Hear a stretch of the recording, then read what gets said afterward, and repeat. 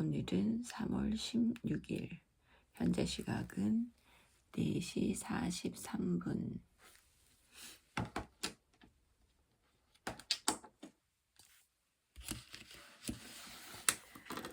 어제에 이어서 5페이지를 읽겠습니다. 그런데 오늘은 장이 끝나서 한 장 더 읽겠습니다.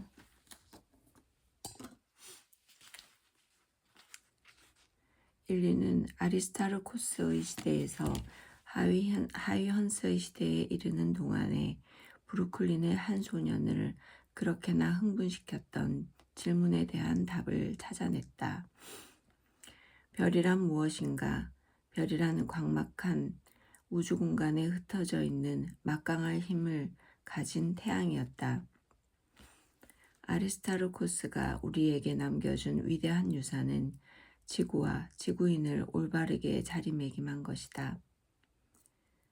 지구와 지구인이 자연에서 그리 대단한 존재가 아니라는 통찰은 위로는 하늘에 떠있는 별들의 보편성으로 확장됐고 옆으로는 인종차별의 철폐로까지 이어졌다.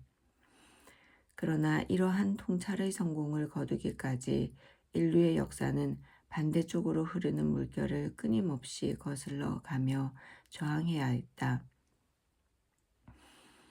지구와 지구인을 우주에서 올바르게 자리매김하는 일이 천문학, 물리학, 생물학, 인류학, 경제학, 정치학의 발전에 원동력을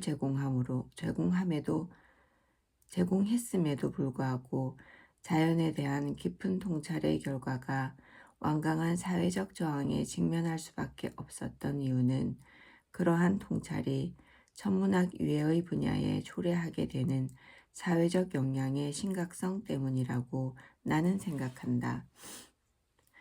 아리스타르코스의 위대한 유산은 별들의 영역 너머까지 그 적용 범위가 확장됐다. 18세기 말 영국 국왕 조지 3세의 궁정음악가이자 천문학자였던 윌리엄 허셜은 별들의 분포를 지도로 작성했다. 허셜이 작성한 별들의 지도에는 은하수띠가 흐르는 평면 안에서 어느 방향으로 보든지 비슷한 수의 별들이 늘어서 있음을 알 수 있었다. 그렇다면 우리 지구가 은하의 중심에 자리 잡고 있다는 결론에 도달하게 된다.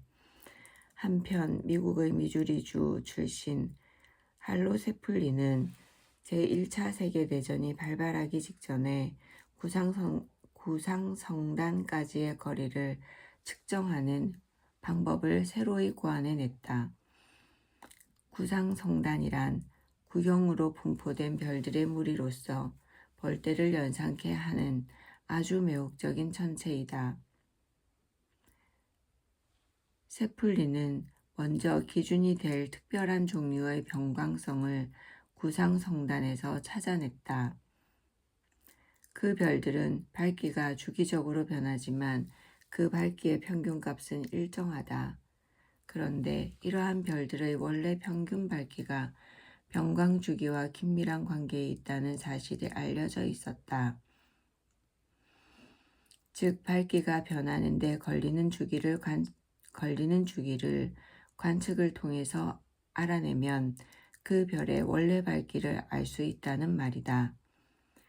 구상성단에서 특정한 패턴으로 밝기가 변화하는 별을 찾아내고 그 변광 주기에서 그 별의 원래 밝기를 추정한 다음 겉보기 밝기와 비교함으로써 우리는 그 별까지의 즉 구상성단까지의 거리를 계산해낼 수 있는 것이다. 일단 밝기를 알고 있는 가로등의 희미한 정도로부터 원래 밝기를 알고 있는 가로등의 희미한 정도로부터 나와 그 가로등 사이의 거리를 가늠할 수 있다. 같은 위치에서 별까지의 거리도 측정할 수 있다.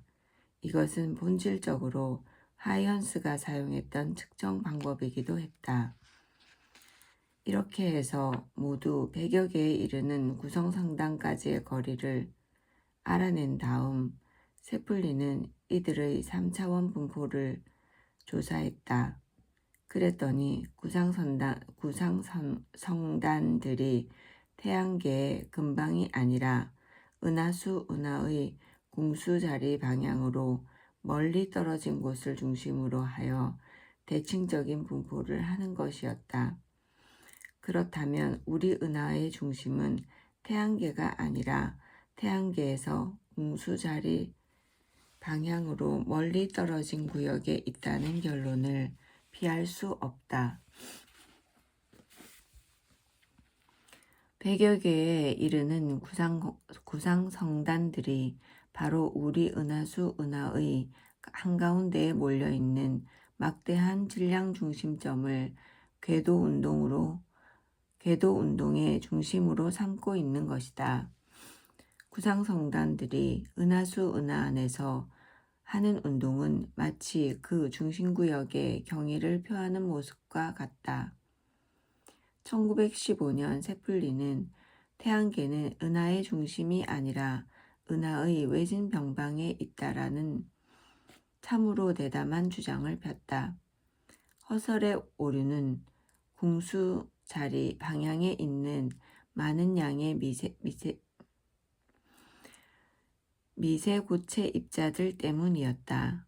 성간티클이라 불리는 이 고체 입자들이 별빛을 아주 효과적으로 흡수 산란하기 때문에 허슬은 성간티클의 장막 너머에 존재하는 어마어마한 수의 별들을 볼 수 없었던 것이다. 이제 우리는 태양계가 은하의 중심 핵으로부터 막 약 3만 광년 정도 떨어진 곳에 자리한다고 확실하게 알고 있다. 은하수 은하 내부에서 우리가 살고 있는 태양계의 현 주소는 나선 8의 가장자리이다. 별들의 밀도가 주위보다 좀 낮고 외지고 흐미진 곳이다. 구상성단 안에 있는 어느 한 별의 주위를 지구와 같은 행성이 돌고 있다고 상상해보자. 그 행성에 거주하는 사람들은 우리 지구를 보고 측은하게 여길 것이다. 그 별이 구상성단의 중심 핵에 위치하는 것이라면 더욱더 그러할 것이다. 왜냐하면 지구의 밤하늘에 보이는 별들의 수에 비해서 그들의 밤하늘은 도저히 밤이라 부를 수 없을 정도로 많은 수의 밝은 별들로 가득하기 때문이다. 은하수 은하의 중심 지역에는 구상성단과 비교되지 않을 정도로 별들이 많다. 은하의 중심 핵에서 육안으로도 밝은 별들을 100만 개 이상 볼 수 있을 것이다. 지구에서 볼 수 있는 수는 고작 수천 개에 불과한데 말이다. 그러한 곳에 있는 사람들도 그들의 태양들이 뜨고 지는 것을 계속 보겠지만 태양들이 진다고 해서 깜깜한 밤은 결코 오지 않을 것이다. 천문학자들은 20세기 중반에 이르기까지 코스모스에는 오직 하나의 은하, 즉 우리 은하수 은하만 있다고 믿었다. 영국 더럼의 토마스 라이트라던가 독일 쾌히베르크의 이마누엘 칸트 같은 학자는 이미 18세기에 망원경을 통해서 세련된 나선 형태의 빛을 발하는 성운들은 밤하늘에서 알아보고 이것들이 우리 은하와 같은 존재의 은하라는 예감을 가졌다.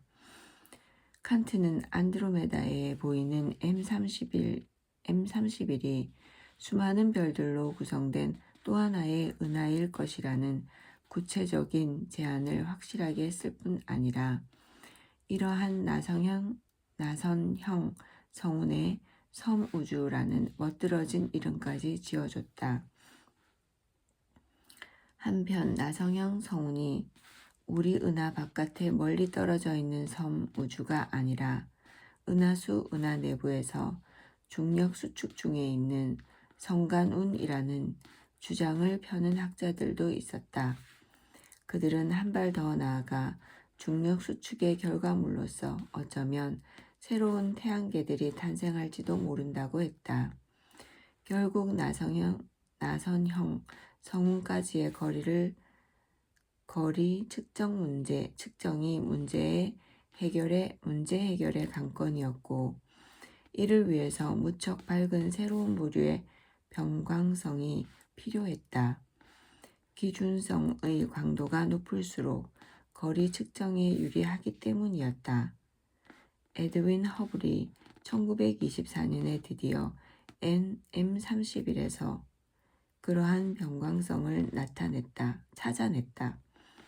이러한 변광성들의 평균 겉보기 밝기와 원래 밝기를 비교하여 그는 M31이 어림잡아 200만 광년은 조금 넘는 매우 먼 거리에 있다고 규명했다. 만일 M31이 그렇게 멀리 떨어져 있다면 M31의 실제 크기는 은하수 은하의 내부에서 볼 수 있는 성간운과는 비교가 안 될 정도로 엄청나게 큰 것일 터였다. 그러므로 나선형 성운 M31도 하나의 의젓한 은하였던 것이다. 하늘에는 훨씬 더 흐리게 보이는 성운들이 많이 널려 있다. 더 흐리다는 것은 더 멀리 떨어져 있음을 뜻한다. 코스모스의 광막한 어둠 속에는 1000억 개가 넘는 엄청난 수의 은하들이 널리 흩어져 있는 것이다.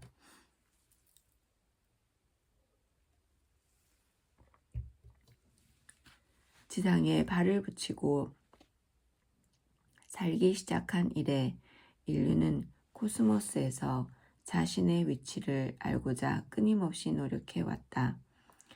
인류라는 종의 유학이 우리의 조상들이 조금은 게으른 듯이 하늘의 별들을 그냥 바라보기만 하던 바로 그 시기에도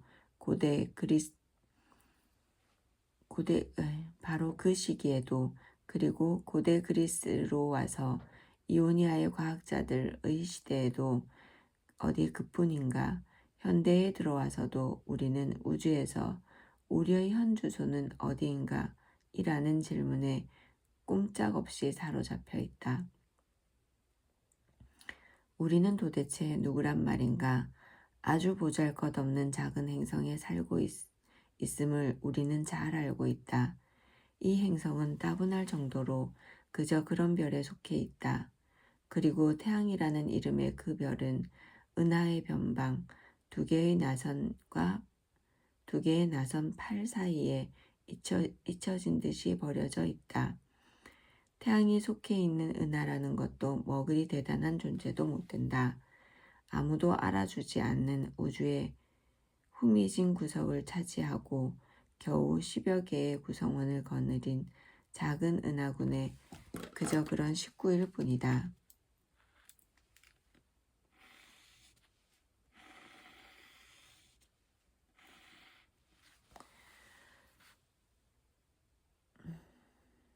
그런데 그 우주에는 지구의 전체 인구보다 많은 수의 은하들이 널려 있다.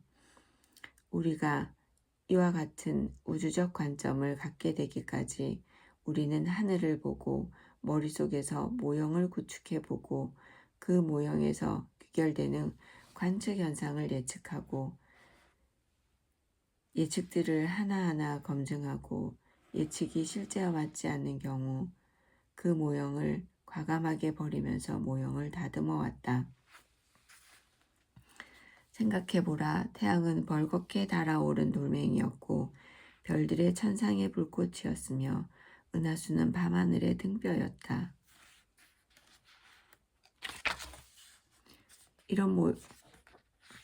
이론적 모형을 이렇게 지속적으로 구축하고 또 파기하는 과정을 뒤돌아보면서 우리는 인류의 진정한 용기가 과연 어떠했는가를 실감하게 된다. 우리 삶에도 이런 용기가 필요하지 않을까요? 아리스타르코스 이래 과학자들의 임무는 우주 드라마의 중심 무대에서부터 우리 자신을 한 발짝씩 뒤로 물러서게 하는 것이었다. 새로운 곳에 자리 잡기도 전에 물러서기는 계속됐다.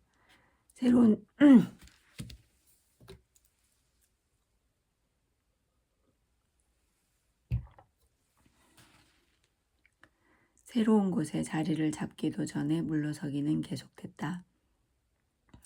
새로운 자리에 적응할 겨를도 없이 세플리와 허블의 발견들을 목격했던 세대들이 아직도 우리와 지구를 공유하며 살고 있다. 인류사의 위대한 발견과 대면하게 될 때마다 우주에서 인류의 지위는 점점 강등됐다. 한 발짝 한 발짝 무대의 중심에서 멀어질 때마다 강등당하는 인류의 지위를 한탄하던 이들이 있었다. 그리고 우리 가슴과 가슴 깊은 곳에는 지구가 우주의 중심이며 초점이며 지렛대의 받침목이기를 바라는 아쉬움이 아직 숨어 있다. 하지만 우리가 정녕 코스모스와 겨루고자 한다면 먼저 겨룸의 상대인 코스모스를 이해해야 한다.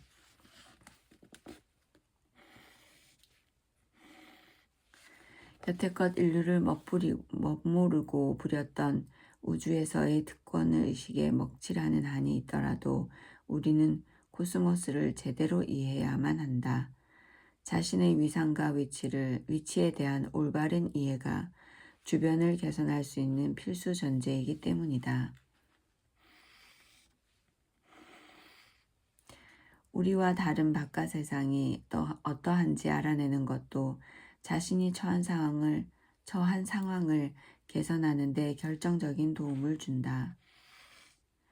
우리의 행성 지구가 우주에서 중요한 존재로 남기를 간절히 바란다면 지구를 위해 우리가 할 수 있는 일들이 분명히 있을 것이다. 질문을 던질 수 있는 용기와 던져진 질문에 대한 깊이 있는 답변만이 우주에서 지구의 위상을 높일 수 있는 밑거름이 되는 것이다. 이 대목은 철학자 최진석 교수가 했던 얘기와 같은 얘기네요. 질문을 던질 수 있는 용기, 던져진 질문에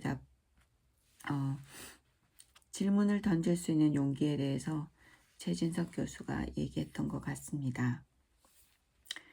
인류가 하나의 생명의 종으로서 그 유년기를 품어왔던 질문을 가슴에 안고 우주를 향해 첫 발을 내디딘 지 이미 오래됐다.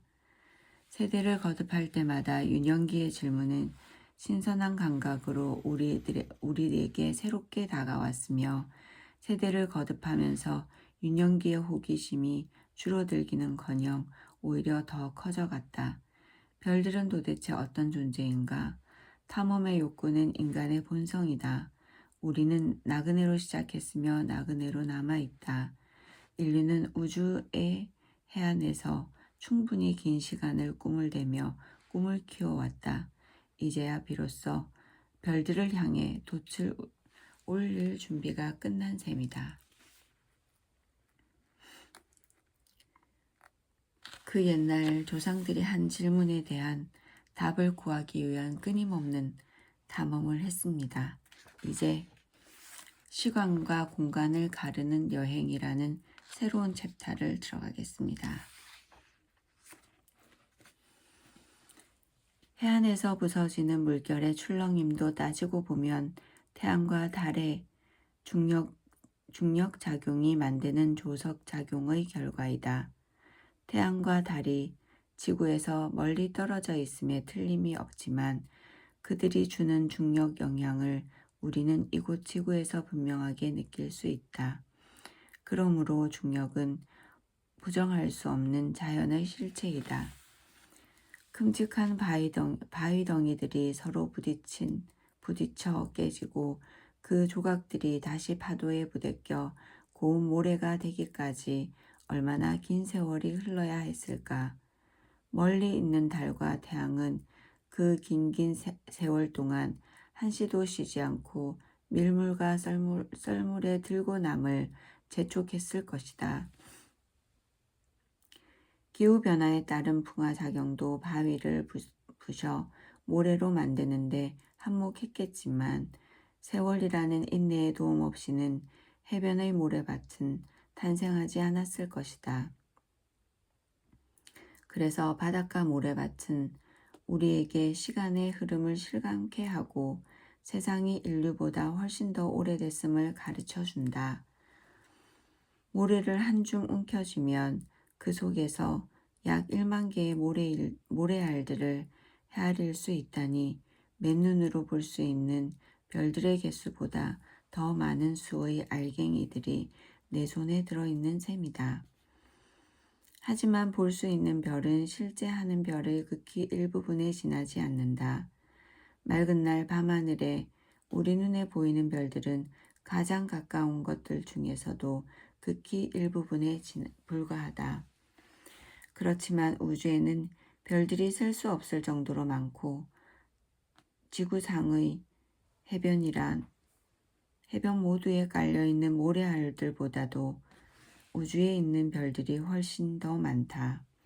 고대 천문학자와 점성술사들은 하늘에 보이는 밝은 별들을 이리저리 이어서 여러 가지 모양을 만들어내고자 무척 노력했다.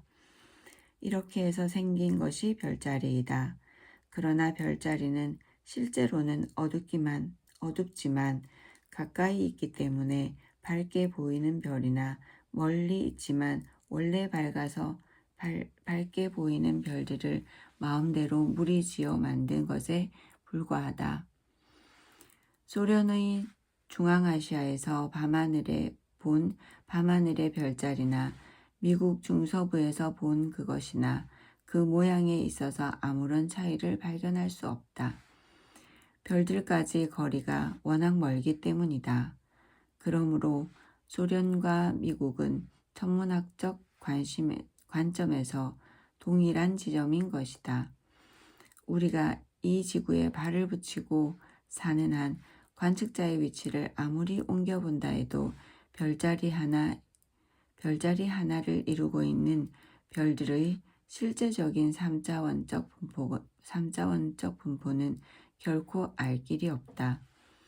별들 사이의 평균 거리가 3, 4광년이므로 별자리의 모양은 몇 광년 좋게 움직여야 알아볼 수 있을 정도로 변할 것이다. 1광년이 거의 10조 킬로미터에 이르는 엄청난 거리인데 비하여 지구의 지름은 겨우 1만 3천 킬로미터에 불과하다는 점을 기억해 두기 바란다. 따라서 3, 4광년 정도의 거리를 이동해야만 어떤 별이 그 별자리에서 달아나고 또 어떤 것은 그 별자리로 들어오는 것 같이 보여서 주어진 별자리가 전혀 다른 모습으로 변모할 것이다. 오늘은 여기까지 읽겠습니다.